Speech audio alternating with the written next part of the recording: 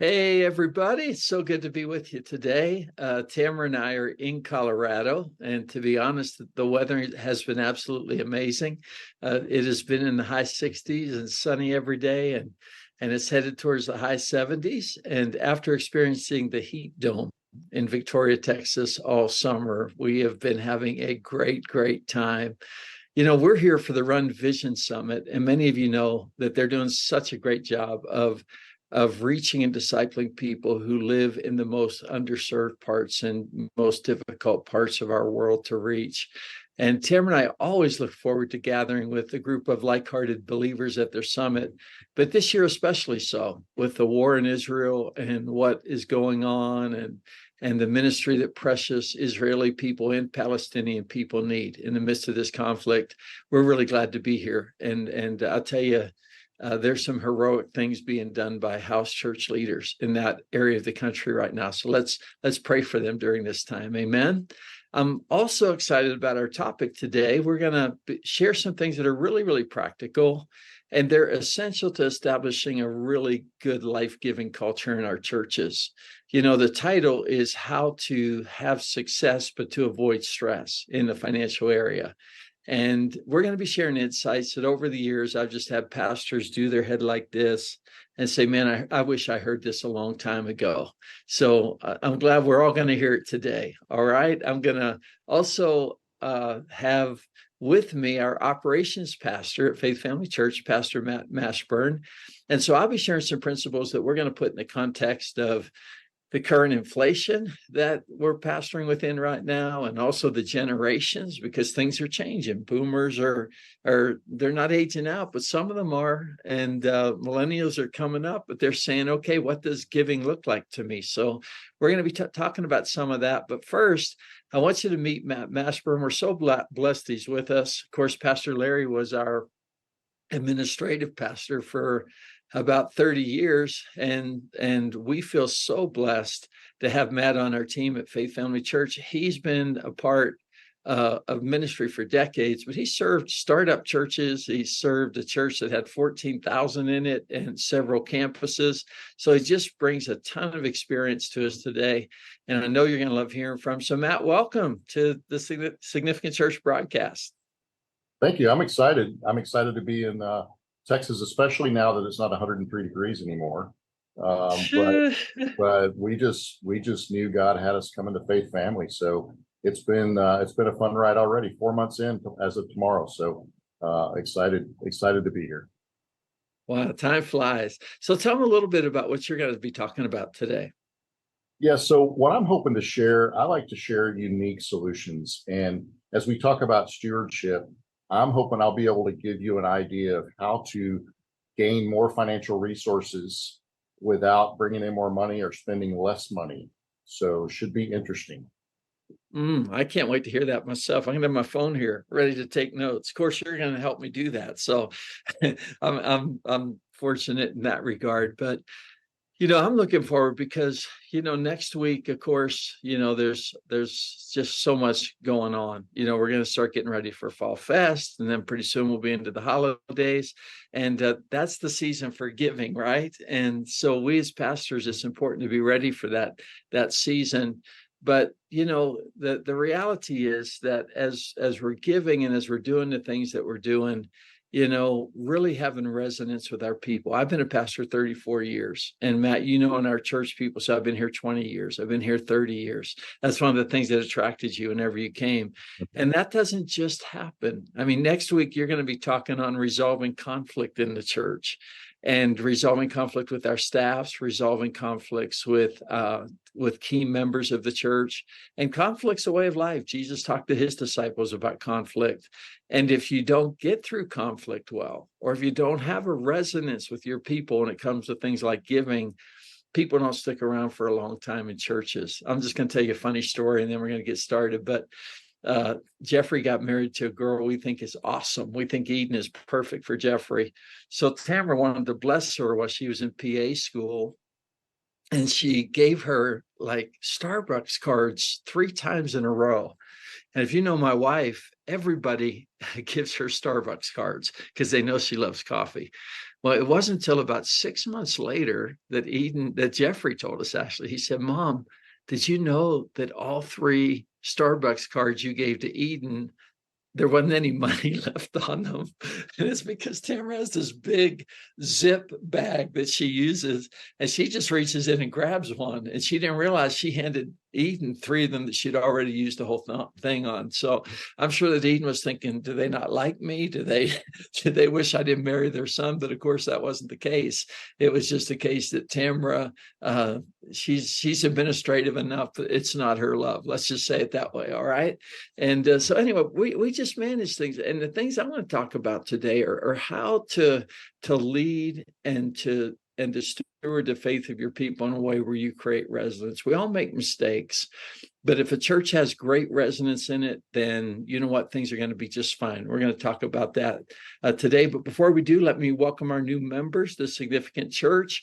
I want to say welcome to Pastor Wilfred Abogayi from East Stroudsburg, Pennsylvania, Pastor Matt Adams from Lenexa, Kansas, Pastor Destry Bell Sr. from Missouri, Texas, Pastor Cody Brown from Carrollton, Kentucky. I know that church, Family Worship Center. We love Pat Butcher.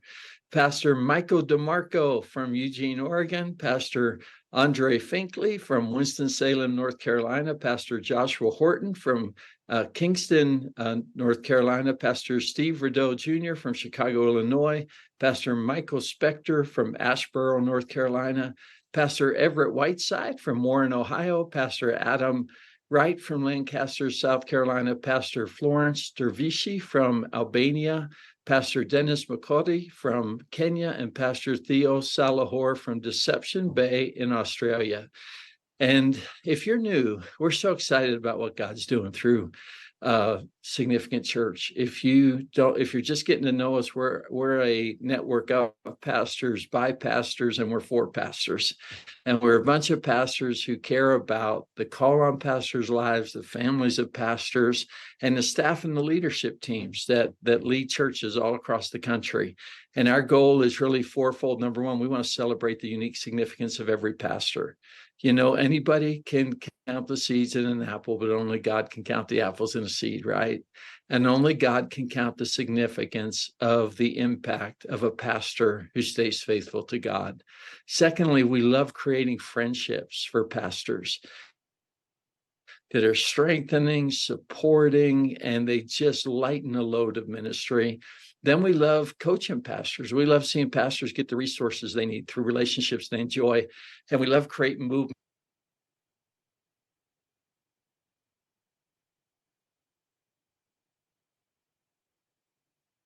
Years ago, we've been privileged to support a team that started a farming business among people that needed farming equipment. And these people were believers. They went and reached a group of people that had been Muslim since the days of the Crusades. And now there's 250 house churches with 4,000 people meeting among those people. So, you know, we love helping pastors reach the dreams that are in their heart, you know, in all the ways they can. So the last thing I want to do is I want to give a partner shout out. And this week it's for Joe Caminetti Sr. from Believers Church in Warren, Ohio. Just celebrated 40 amazing years of ministry. And if you know Pastor Joe, he's a pastor's pastor. People love this guy everywhere. And we are so blessed to have his investment into Significant Church. And honestly, he and his son, Joe Jr., are two of my favorite people in the whole wide world. And so we want to celebrate you guys. We want to thank you for all you do for pastors and for the investment you make, because Significant Church wouldn't exist without you guys. So thank you so much for all that you do. Well, hey, let's get into our topic today, all right? And we're going to talk about some things that I want you to think about. And I'm glad for you young guys that you can think about them early, because I've been in ministry since 1983. And I have 2 friends about my age who had ministries larger than mine. They had incomes larger than ours, and they both ended up in a really sad place. And neither of them have their campuses today. And though they're in ministry, the ministry is far different than it was whenever we were in our 30s and 40s together. They lost their campus. And when they lost their campus, the influence significantly declined. The people connected significantly declined. Neither of them had a moral failure, but ministry is far different than they expected. And I remember both of them telling me with a good heart, Jim, you can borrow a large amount of money right now. Interest rates are really good. And I remember thinking, yeah, but church loans usually aren't like house loans. They don't fix them for 15 or 30 years, but they're variable and they change. And in both cases, storms came that they hadn't planned on, and challenging circumstances came, and their properties were both repossessed. Now, listen, people can draw you little charts and they can say things to you like, if you're only double your church income and your loan, you're in the green zone. And if you go up to 3 or 4 times, you're in the yellow zone. And you really don't get to the red zone until you get 5 times your church income.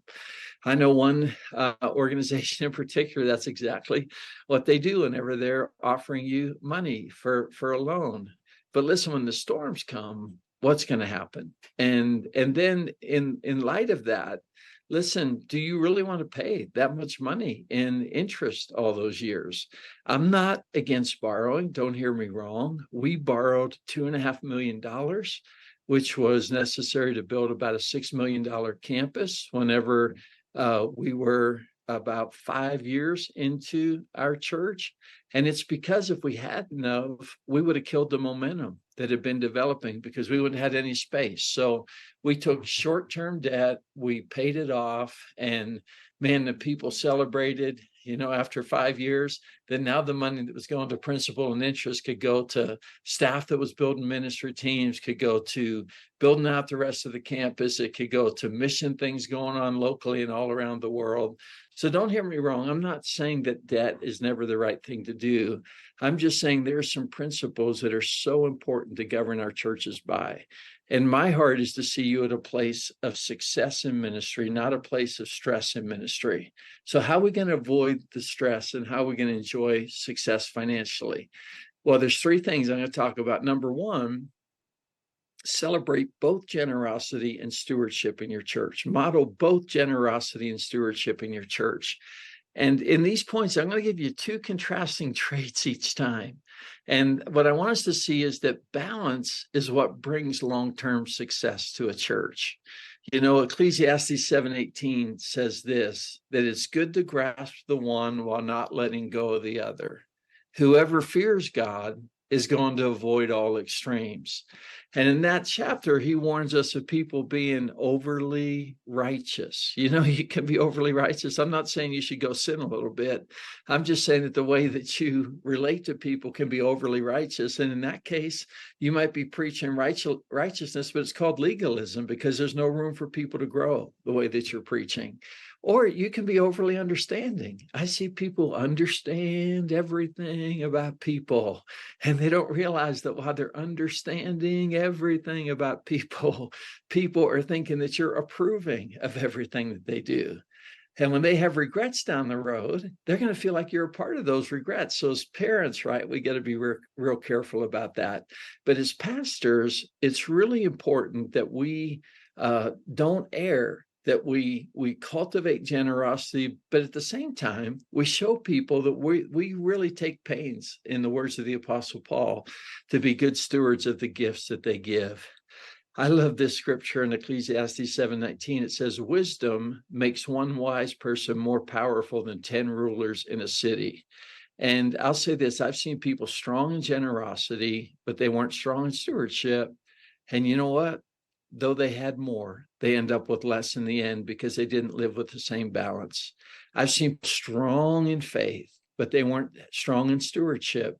And sometimes people actually felt pushed. They felt like, do you care about me or do you care about just what we're trying to do? So hitting this balance is really important. On the other hand, I've seen pastors who are good stewards, but you know what? They don't really have strong faith. And really, your church should always feel like this, that if people don't have money, they're sitting there wishing they could have money to give to things because the ministry in the church is so strong. So I want to encourage you to balance generosity and stewardship, especially during these times of inflation. It's good for us to be talking to people about the fact that, Giving versus groceries is a real battle. Giving versus gas money is a real battle.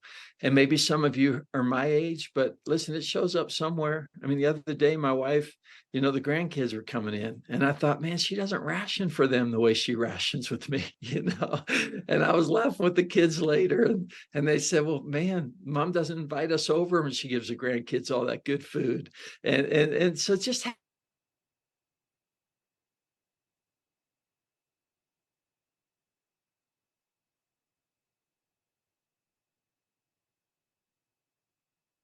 it's not as strong as it used to be. And I'm sure inflation is playing some part in that. So, number one, let's make sure we celebrate both generosity and stewardship. The second thing is celebrate both fruitfulness and sacrifice. And I want to say this, not to toot our horn at Faith Family Church, but I want to testify to what balance can do in any church. I can't remember anyone ever saying to me over 34 years, Pastor, you put too much pressure on us financially. But at Faith Family, we have a campus, and excuse me, we have assets that are over $25 million, and they're all paid for over 34 years. And when we came 34 years ago, the church had about a $700,000 asset, but it still had about $250,000 of debt that it had to deal with. And we learned within the first few months that, it had split twice, and it might have been on the verge of a third split. And one of the things people talked to us about early was just how they appreciated how we led the church financially. And you say, well, how did this change? Well, I'm going to tell you two things that we did right off the bat. We lived by faith, but we lived on a budget. And what that means is for 34 years, we have spent about 40 to 45% on our staff. We spent about 25% on our campuses. We spent about 10% on various ministries in the church, and we spent about 10 to 15% on international missions over the years.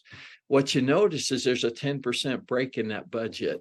What can that 10% break do? Well, when your staff is being faithful and there's inflation going on, you can help them a little bit, right? With that 10%.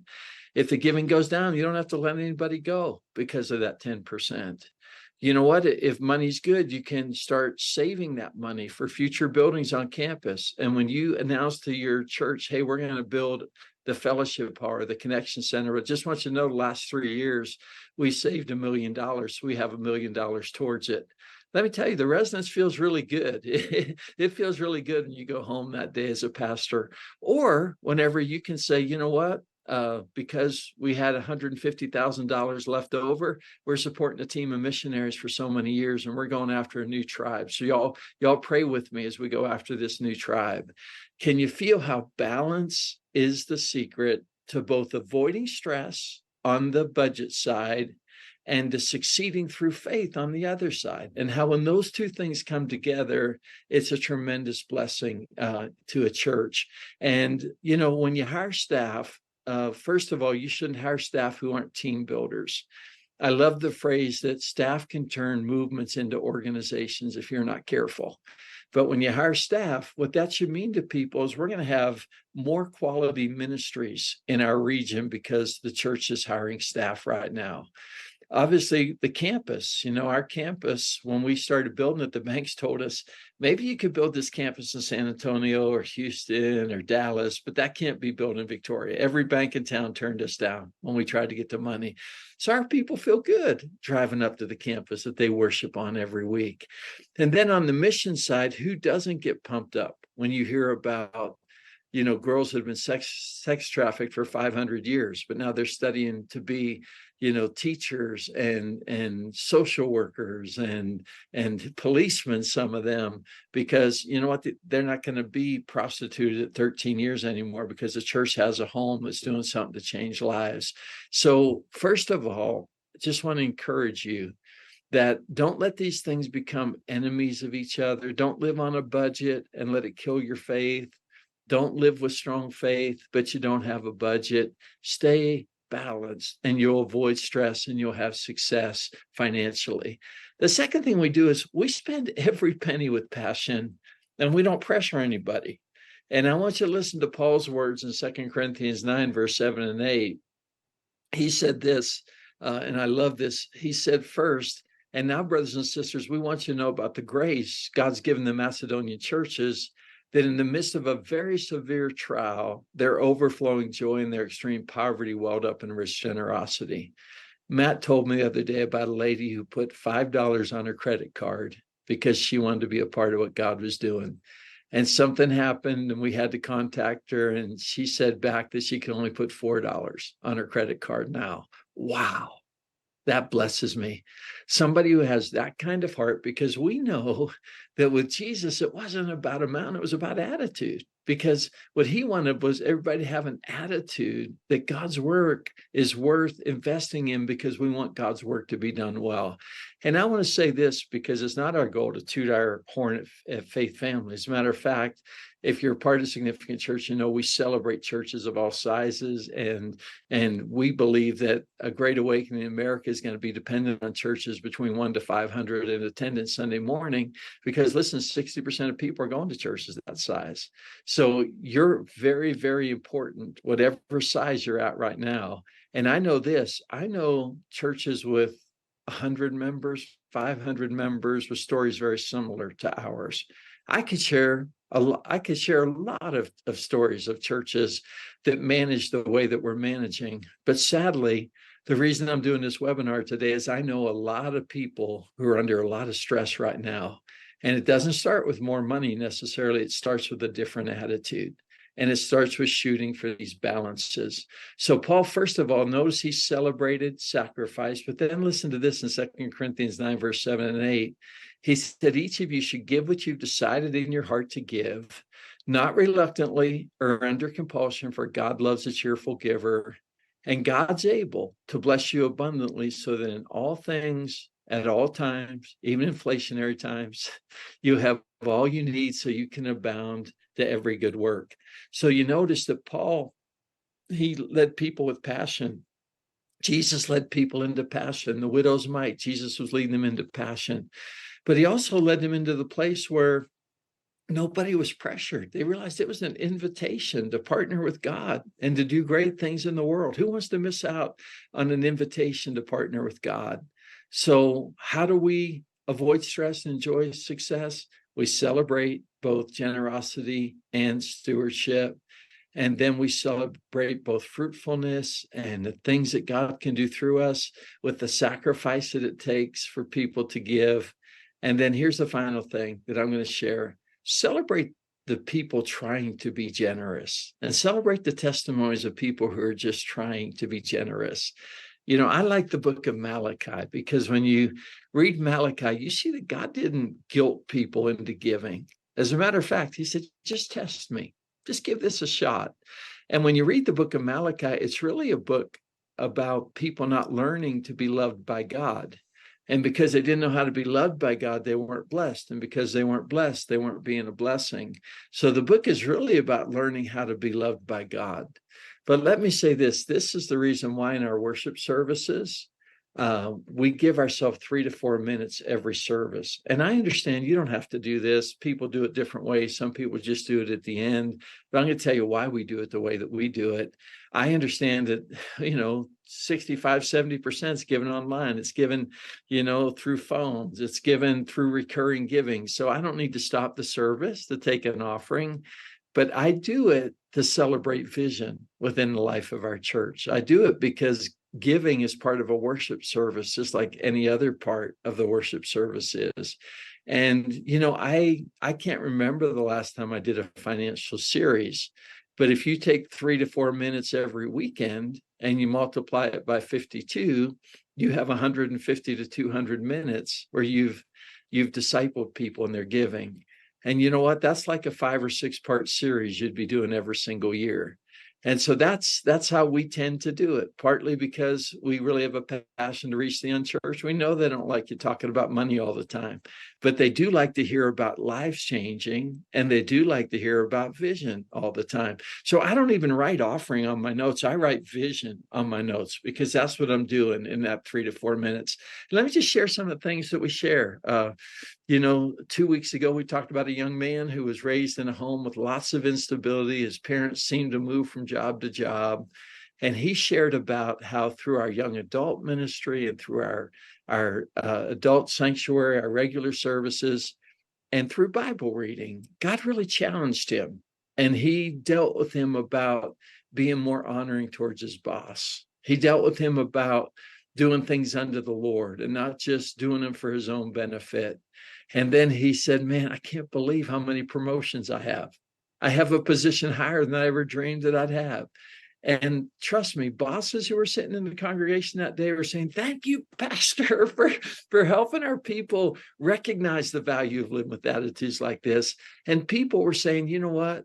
That's beautiful. Somebody had God disciple them into a maturity that's made their life so much better. And man, that's what we all want, right? So that's kind of stuff we talk about at the offering. Or just this last week, we gave people an opportunity to give beyond their tithe to Samaritan's Purse, who is already over in Israel, to Mercy Chefs. I don't know if you know about them, but they got involved in volunteer ministry back during the days of Katrina.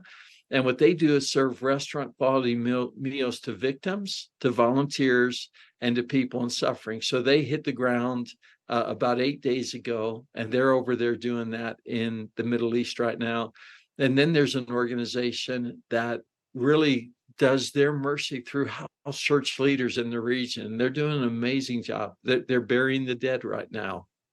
They're rescuing kids who've lost their parents. They're taking care of people that can't get in hospitals. And all they can do is some of them show compassion. But thank God there are people like that around the world. So we talked about that Sunday, and we just celebrated the opportunity for people to give like that. But can I tell you something else I did whenever we got done? And then we're going to go to Matt and let him share what he has prepared for today. But when we finished, we also talked about how, according to Giving USA, that charitable giving's up in the United States. But did you know that in 1980, 54% of the money given charitably was given to churches? Now only 27% of the money is given to churches.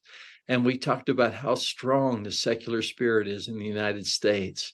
And I thank them for being a great church and for loving the work of Jesus. And so listen, I hope this helped you today. I just sat with so many pastors who, man, they feel like they got to do what God's calling them to do. And pretty soon the balance hurts, and really good people end up in really, really tough situations. And so, I call this our lunch appointment. And I hope this lunch appointment was helpful today, that the people that are going to prosper, the people that are going to do good the next 10, 20, 30 years aren't always the people with the biggest incomes. It's the people who live with the best balance. Remember, balance brings resonance to your church. So strive to be a person of balance. Amen. Matt, what do you have for us today? Yes, so you talked about stewardship, and I really wanted to go into something that I share with our staff this week. And I believe that often we miss out on opportunities to be good stewards. It's not always about bringing in more money or getting a better deal on the t-shirts for the kids ministry. There's a kind of a hidden opportunity to be good stewards.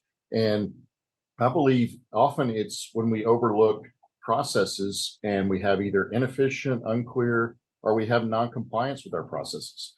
And I think, for example, when it's inefficient, it's worth the time to develop efficient processes. So I know it's hard to get out of the hamster wheel and stop, but I think you'll find, like any investment, if you can invest that time, it'll pay off over and over and over, and you'll see that payoff in your time.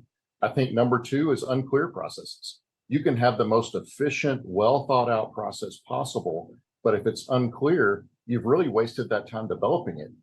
And here's three things about it being clear, about that process being clear. Number one, I think clarity comes with training. You have to take the time to train people about processes. And that time, again, that time invested will pay dividends. Number two, clarity comes with practice. We need people to have the opportunity to practice those processes and procedures. We want them to be automatic for them. And number three, this is the most important to me. I believe clarity comes with explaining the why that goes behind the how. Because I know when you teach somebody to do something, they don't understand why exactly they're doing it, they're less likely to remember it, they're less likely to do it, and they're less likely to do it right. So I believe it's always important to explain the why behind the how. And then I think the third thing is noncompliance.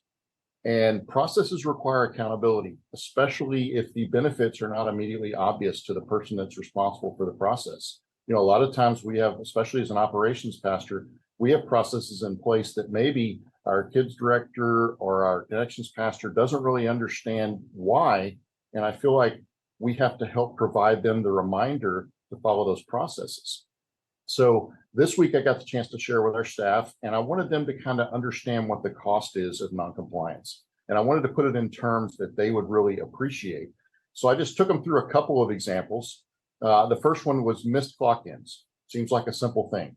You know, people miss their clock in, you fix it, or you have to investigate. Well, here's the problem with a missed clock in.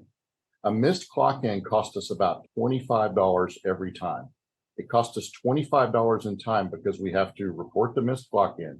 We have to follow up on the missed clock in. We have to correct the missed clock in. We have to report back the resolution. And if you add it up, if you have 6 missed clock ins a year, that's $7,800 that you've lost. Wow. That's a lot of money just over, hey, you know, just set a reminder on your phone. I have one guy that has a sign on the inside of his office door that says clock in and clock out. You know, a little system like that can help you remember. But, you know, I saw light bulbs go on with our staff. Another one that I shared was, you know, lost receipts. And I figured, I did the math, and lost receipts cost us about $10 to $15 a piece. The weird thing is some of those receipts are not that big. But if you think about it, you got to confirm the receipt's missing. You've got to inform the person about the missing receipt. That person has to attempt to find the receipt. Once found, you have to go back and record the receipt. If not found, you have to document the loss. And again, if you lose 6 receipts a week, which in a church our size is easy, that's $3,000 to $5,000 a year that you've just wasted resources. And I think a lot of times, those are just a couple of examples, but I think when I shared that with the team, it really, when I put it in terms that they could really understand, because when you miss a clock in, you're like, oh, it's not a big deal, you know. And of course, I gave them the other option, which is to not get paid if you miss a clock in, but they didn't like that one either. But, you know, when you miss a clock in, you know, it's not a big deal. Or, hey, I lost a receipt. It's one receipt. Well, there's 43 of you. So if each one of you loses a receipt, that's a lot, you know. And when I put it in terms I can understand, man, it was really, I could see the impact in their faces as they realize, hey, I want to be a good steward. And it's not just about saving money on a purchase in my ministry. It's really about how I operate. Because here's the deal. These costs don't appear on the income statement. They're buried in inefficiency. And if you can find those, you can really make a difference without having to either bring in more income or cut costs. And here's the deal. We didn't even talk about the opportunity cost of that time that's spent dealing with that inefficiency when it should be spent on things that bring people to Christ. So that was a whole different topic, but something to think about for sure. Wow. And you know, Matt, you talked about clock in, and the reason people clock in is because in the ministry, there are more people burning out than there are who aren't working hard enough. I mean, there are slackers in every organization. We don't do clock in to catch slackers because you don't want to work at Faith Family Church if you're a slacker. But we do have to teach people skills so that they don't try to succeed in the short term and burn themselves out and get in big trouble. So that clock in really shows us who we have the opportunity to work with, right? For sure. And I think that's so important. And I love that we do that here because, you know, having been somebody that's faced burnout, I think if we can get on the front end of that and help people in a lot of cases develop procedures for themselves, it's such a great opportunity to care for our team and show them that we're invested not just in what they can do for the church, but in the time they have for their family and the time they have to recover from the difficulties of ministry.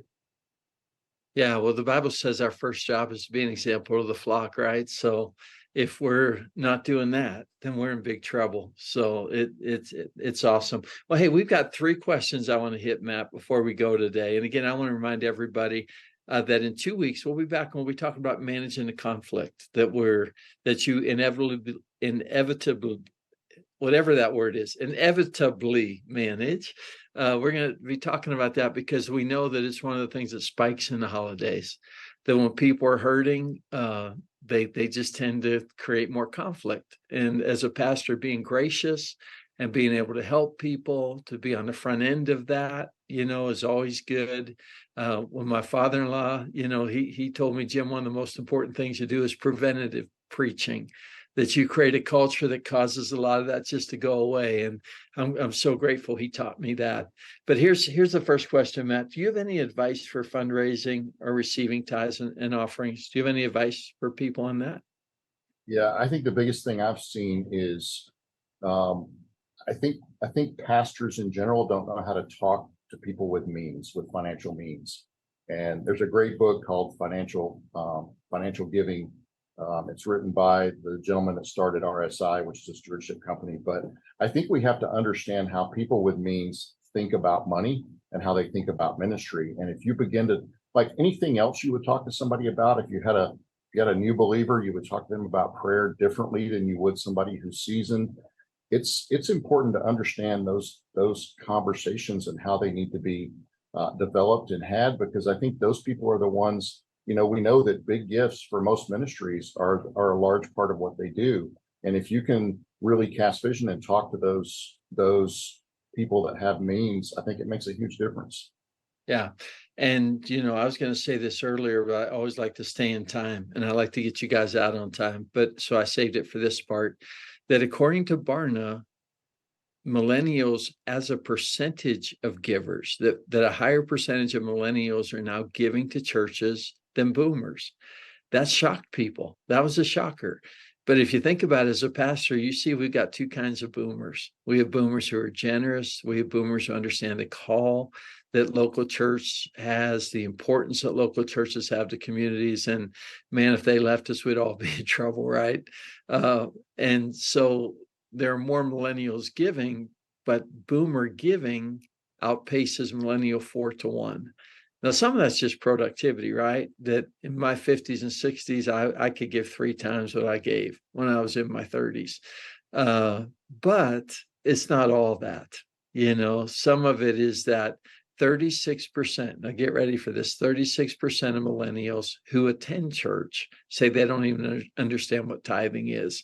And that's, to me, why it's important that we have that 3 to 4 minutes.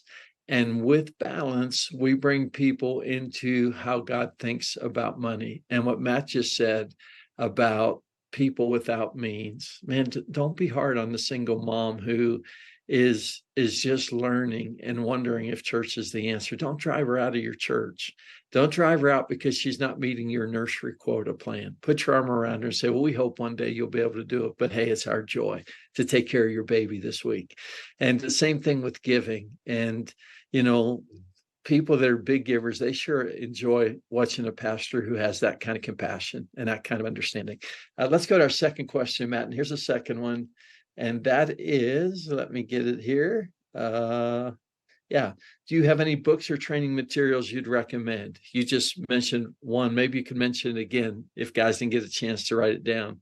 Yeah, it's called Financial Giving. I'm actually trying to remember the author's name. It's the guys that started RSI Stewardship. That's a big one for me. Some books that you can share with people. The Treasure Principle by Randy Alcorn is a great book to help people understand about giving. Plastic Donuts is a kind of a cool book for people to understand about giving. Those are great. They're short books. They're handout books.